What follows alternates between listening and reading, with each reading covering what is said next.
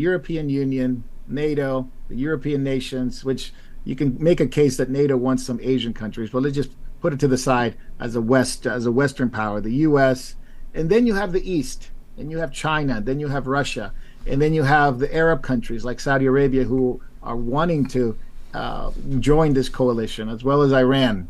Um, Xi Jinping arrives in Russia, has a meeting with Putin, and we have the recording of saying, we want to shape this new world order. We want to shape this new world system that we're putting together. And it's mainly, in his take, it's Russia and China leading the way.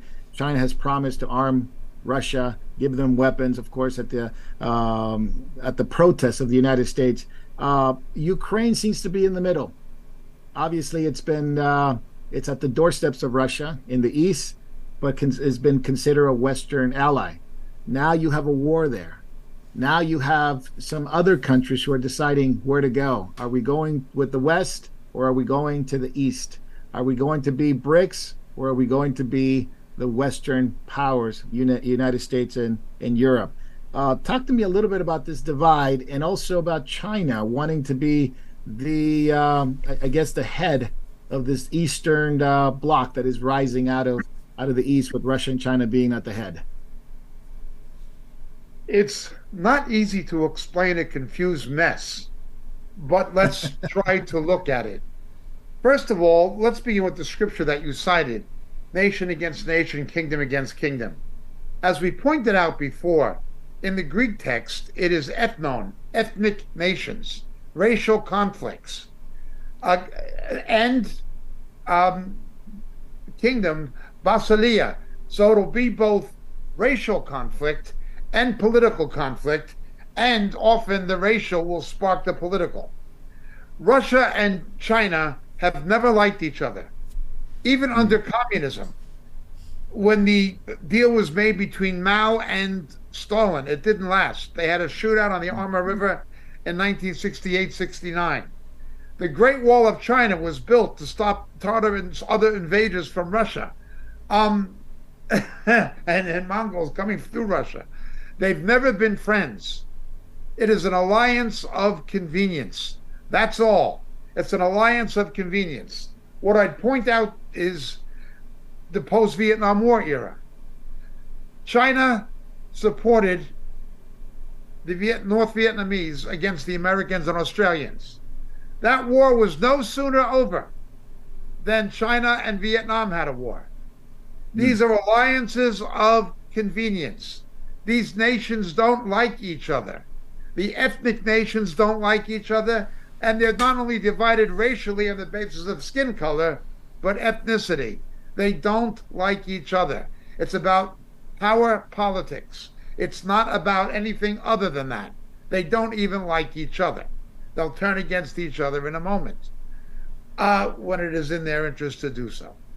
So let's continue looking at it even a bit further. The West is in trouble economically. There is no question. Europe is in trouble. Britain is in trouble. America is in trouble. Japan is in trouble. South Korea is in trouble. Australia is in trouble. There is no question the Western world is in economic turmoil. Even Swiss banks are no longer something whose solvency can be taken for granted. Deutsche Bank is a bubble about to burst. Trouble. Yep. Okay. There's trouble. However, the economic condition of Russia and China are worse. They are rattling the sword to divert national attention within their own, among their own populations, away from what's transpiring domestically. Neither is doing that well. Now, of course, either is America. Because of Biden, Russia is going to have nearly double the gross national product growth this year that America has, thanks to Biden. Just think, with all the sanctions against Russia and the embargoes and boycotts, Russia's economy is still going to grow twice the rate of the GNP of the United States because of Biden. The media aren't telling you that, but that's the case. That's how bad Biden is, and Yellen is, and these people who he has running the economy into the ground. Nonetheless, America's economy is bigger than Russia's. Russia is running out of foreign reserves. Russia is having to underprice its oil to India and to China in order to remain solvent. It's not doing well. And China is not doing well. The Chinese have turned the corner the wrong way. They are not going to continue the growth they once had. They are already entered a period of decline. What happened to Japan in the 1990s is now happening in China. And it began with the real estate crunch, same as Japan, when Japan tied its real estate market to its stock exchanges. It's not going to be what it was. It's going to be a managed decline. So their saber rattling has to be viewed within that context. We are reminded, however, that when the Soviet Union went into decline before it broke up and the Warsaw Pact collapsed, and then the Confederation of Independent States collapsed, before that happened, Russia spent more and more on defense.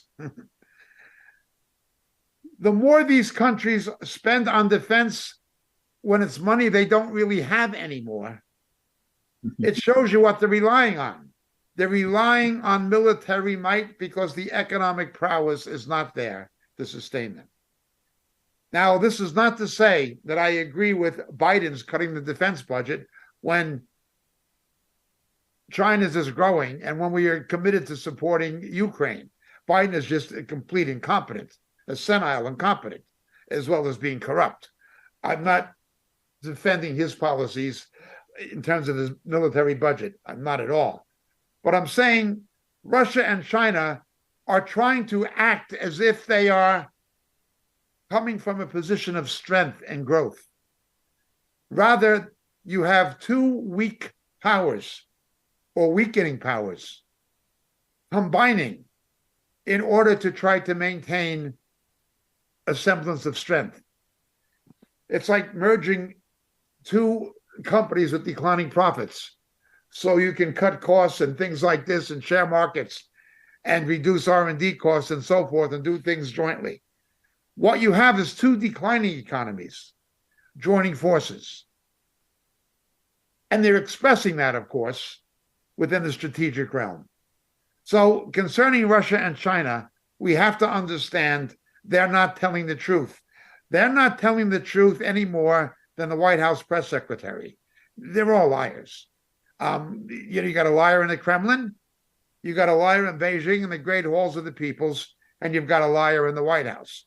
And there's no moral difference among any of them. They're all the same. Nonetheless, that is the reality.